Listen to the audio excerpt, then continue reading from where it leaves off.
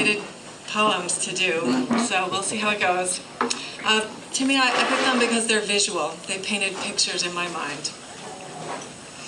The first one is about Van Gogh's life and his paintings, but it also quotes from letters that the poet Rainer Maria Rilke wrote to his wife after he'd spent weeks sitting in the Impressionist exhibit, and how his perception was changed by these paintings. So I hope you can tell when I change from my words to Rilke's words. It's called, ready? On the Saintliness of Van Gogh's Chair. The artist began as a preacher, or vice versa. A brief stint at seminary, then straight to telling the gospel to minors. Words failed. Van Gogh began to draw. An old horse, a completely used up old horse, and it is not pitiful and not at all reproachful. It simply is. In the friends' meeting, I did not quake. Light painted me on the inside and insisted on speaking, but I said nothing. A chair, for instance, nothing but a chair of the most ordinary kind. In the quenched light of muteness, everything is forced, but Van Gogh did not silence his brush. He stripped off the varnish of silence in a cruel process. How he renounced and renounced. In his paintings, poverty has become rich, a great splendor from within. The chair itself sang to him. He cut off his tongue to taste it fully. There it is, the gospel, the light.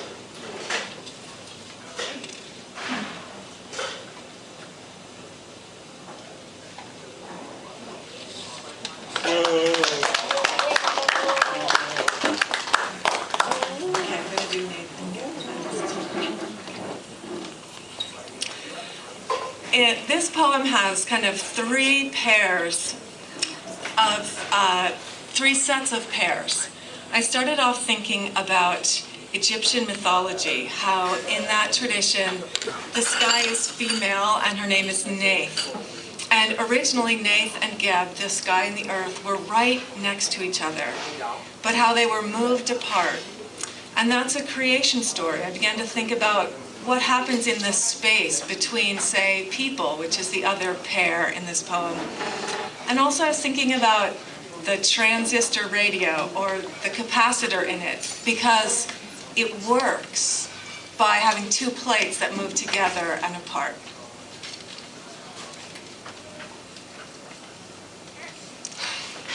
Okay. Neith and Geb. In the first story ever dreamed, Neith and Geb, sky and earth, face each other across the ether. This time the earth is male, the body of God, Geb who rises in the Nile Valley's grain. Neith is the goddess of death and night, she who holds 1,000 stars, 1,000 souls, bodies sprinkled with stars. Let's take a look at the magic in the average transistor radio. In a car old enough to have a dial, you can tune your dreams as they fall through the night air, paint themselves across the dash. The ridged dial tactile beneath fingertips, sound waves pulled out of thin air like colored scarves. In marriage, the pull of opposites exists, but also repellent space, the air thick with things said and unsaid, the charged detritus of the years, the necessary buffers for the self. But the air itself also conducts, barrier, now carrier, for the small, tender calls between mates. like the field of light at play between earth and sky, twilight awash with its own charged potential. The differential between lover and beloved forms a breeding ground resonant with time's banked desire, friction stripped of judgment, air redolent with the scent of days and years. It's that power, the power inherent in the charged field, that calls the songs down, snatches frequency from the air as they pass like ghosts, and makes them audible to you. Or calls a hand across the bed to tap the body's tuning fork awake, this channel for moonlight, this for dark hills. Tuning in a transistor radio is carried out by a large variable capacitor with nothing but an insulating buffer of air between its plates. In its simplest form, the dial moves the plate together and apart to change the frequencies, to slide into the next song onto the scale.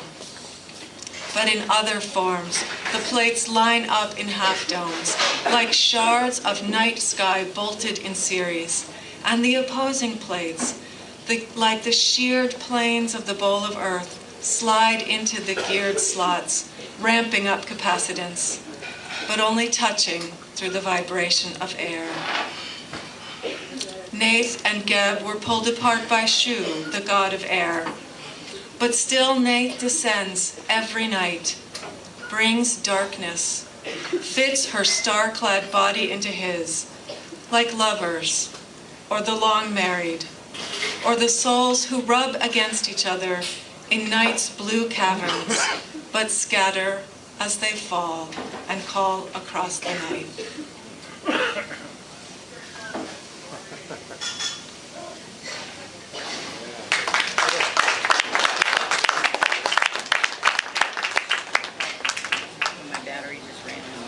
So the picture I had in mind for this last poem comes from Genesis. When Adam and Eve were thrown out of the Garden of Eden, angels with flames of swords were set at the gate so they couldn't come back.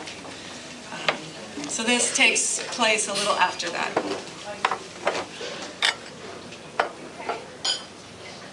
Under the flaming sword. Evenings when Venus hangs on the horizon like an invitation. Adam and Eve walk upstream toward Eden. They watch the fireworks swastika whirl through the dusk air, white hot, spitting against the blue banked embers of day.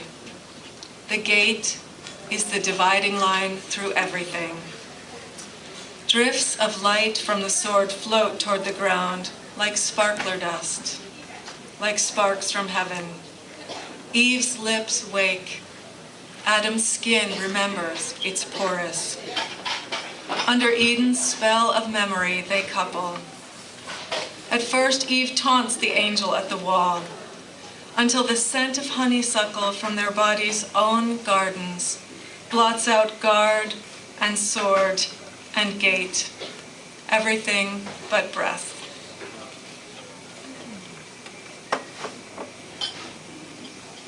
Thank you.